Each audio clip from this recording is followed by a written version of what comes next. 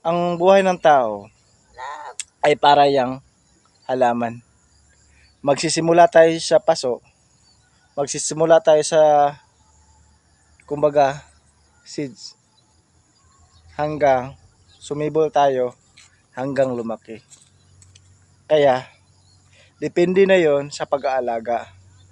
Kapag hindi tayo naalagaan ng maayos, kumbaga kung sa crops pa 'yan, baka hindi tayo magkabunga o hindi tayo makaharvest ng yung mabibenta talaga.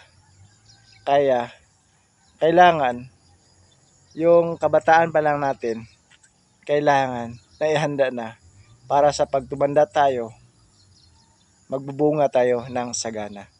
Yan lang muna ang update natin. Mga kaboy kidhat, kidhat B.